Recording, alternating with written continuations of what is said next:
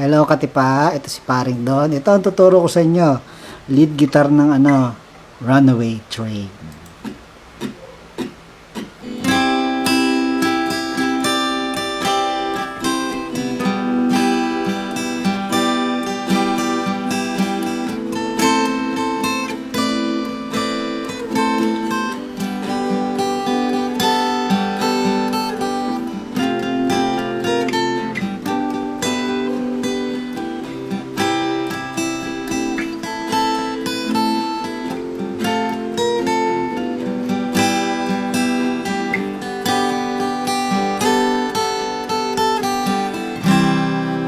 Ayun Katipa, bago yon meron pang yung sa intro yung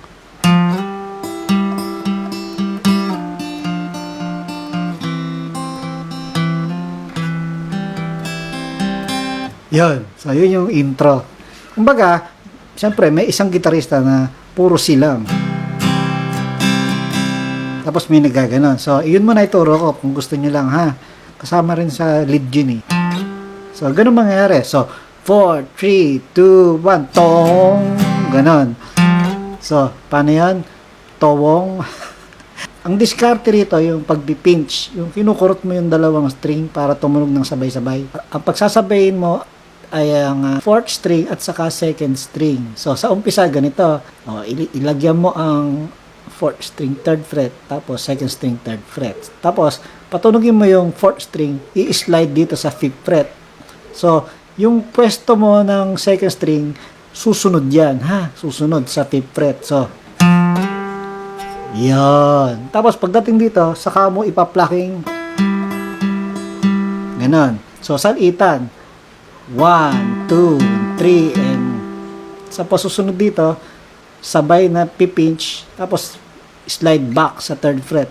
Pero, ganon. Pang, isang pinch, tigil, tapos isa pa ulit, tapos saka mo i-slide.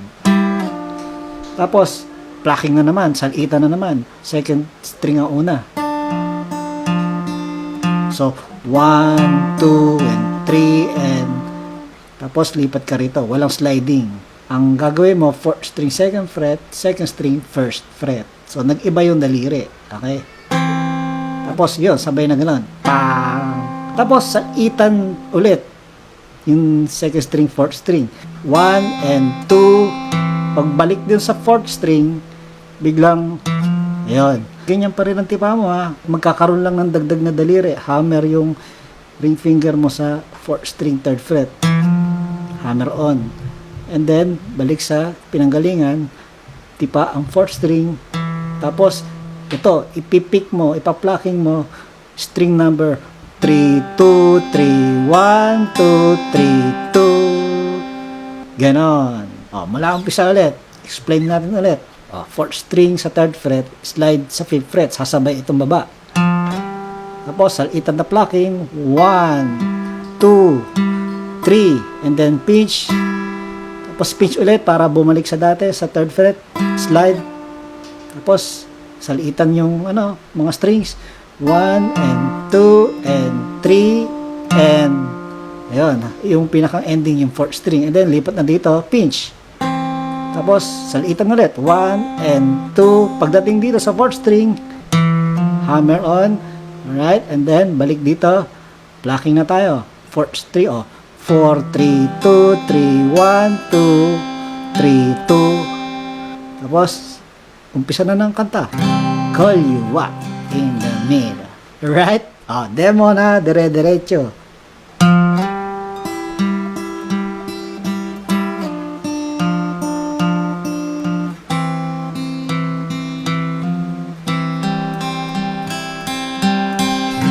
Call you up. Ganon, Katipa. Right? Magandang pakinggan yan pag may nagsisi na babad. Ibang gitarista. Ano na tayo? Yung lead na mismo, ha? Ang ituturo ko. So, para maintindihan mo, syempre, yung munang chords. Ano bang chords ng lead na iyan? So, C, E minor, A minor, tapos G,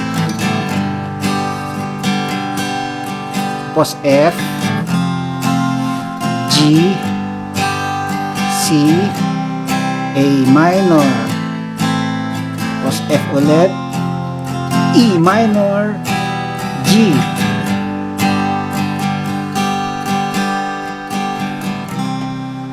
Yun. So, yun yung chord. Ito yung lead. So, sa C, ganito ang tipa. Oh. Fourth string lang ang pagaganahin natin, patutunugin natin. XX yung fifth string, sixth string. Ano to? Ang fourth string natin, 10th fret. Third string ay 9th. Ang ating second string ay 8. Tapos open ang first string. So, ayun. Strumming mo lang. Parang nag-i-strumming ng chord. Pero, yun, magkakaroon ng dagdag yung first string naging 10th fret. So, down, up, down, up, down, up, down. Yun, sabay nagkaroon nun. Biglang ipupuntahin mo naman dito. Ano yun? Yung first string naging 8th fret. So, naging parang kompleto yung fragment ng C. Alright? Ganun. 1 and 2 and 3 and 4. Ting, ting, ting, ting, ting. Ganon. And then, ito na E minor. Tapos, nilagyan mo rin ng ng dagdag na tunog. Yun din. First string 10th fret din. So, E minor ang tipang ito. Nandiyan naman sa screen ang gagawin. Okay? 1 and 2 and 3 and 4. Lagyan. Pwedeng bitawan, pwedeng steady, pwedeng bitawan. Lead guitar yan, kahit hindi mo gayahin ng kompleto yung ginagawa sa recording, basta ito yung tipa, okay lang yan. Tsimpuhan naman yan, lead guitar yan, di ba?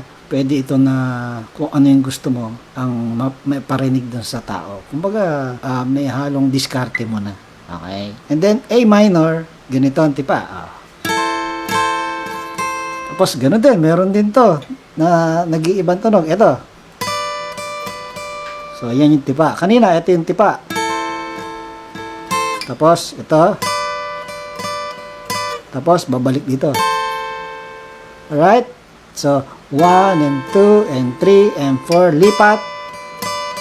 Lipat. So, pak, tak, tak, tak, tak, tak. And then, sa G, ganito na laang.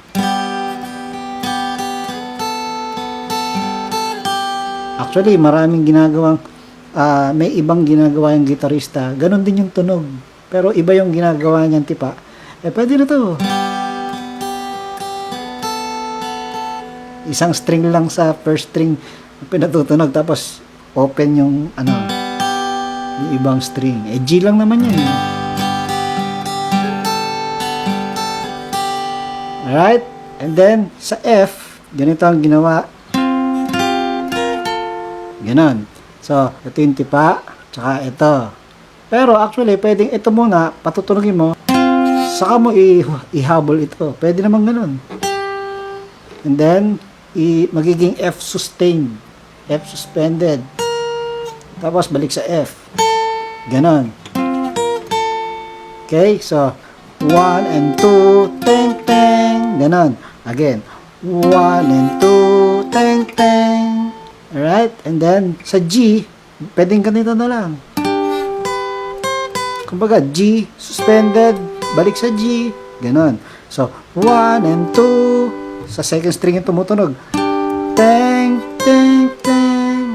Alright? Sinuspended mo rin, binalik sa G. And then, C ulit. And then, A minor. Dito ang A minor. Okay? Parang A minor bar chord, fragment lang. Ganito na lang. Yung ting-tang, ano yan? First string, 7th, nagiging 5. Bumabalik sa 5. So, tapos balik na naman sa F. Pero yung F natin ngayon, ganito na lang. Parang ginawa sa G. Ganon. And then, susunod, E minor. Tapos G. Ganon.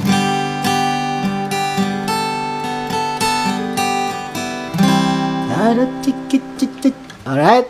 Ngayon, naituro ko na yan. So, i-demo natin ng mabagal, and then next ay i-demo natin may background, okay? So, sa C, 1 and 2 and 3 and 4, pak, pak, pak, pak, E minor. Lagyan ulit. Alright, and then A minor. And then G. F, G, alright, and then yung C ulit, and then yung A minor, and then F ulit, pero ganito na, and then E minor, and then G.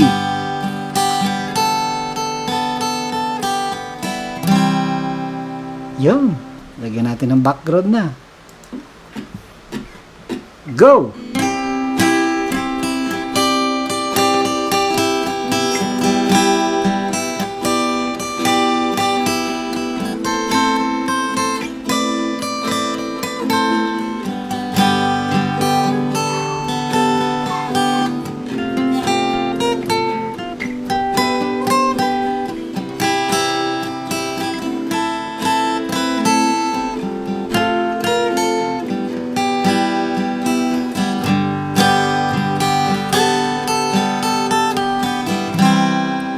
Alright, nasabayan niya? Very good! So, ayun. Ngayon naman, meron pa akong ipapayo sa inyo. Ngayong ngayong natutunan mo na yung lead guitar, katipa. Pwede mong gawin yan sa verse. Diba? Umpisa ng verse. Ano? Call you up in the middle. Sa una, call you up, wala muna. Di C. Call you up in the middle of the night. And then, ano ba ito? GB. GB tinuturo ko dyan. Parang doon, hindi ba yan E minor 7? Ganito, yung ganito lang. Ano bang may sasagot ko dyan? Oo and hindi. Kasi mas maganda yung naririnig natin yung B note. Kaya yan, Jesus B ang naging chord ko. Pwede namang E minor 7. Pero mas maganda sana, wag mo nang patunogin yung 6th string kung A minor 7 ka lang. Para yung B lang ang tumutunog. Right? Mas maganda talaga sa verse, B ang tumutunog na bass. So yun, kaya yun yung nilagay kong chord. Call you up in the middle of the night. Yan. Then A minor. Then G. Then, ayan na. Pwede mong isaksak yung ating lead.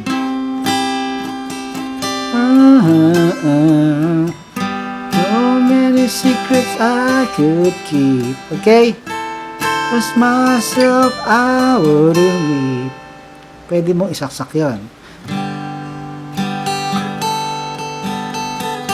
Tapos, pwede nang ituloy mo na yung chords na lang pagdating dun sa pre-chorus, sa refrain. Since no one help me now, right? Oh, yeah. Yun. Myself astray.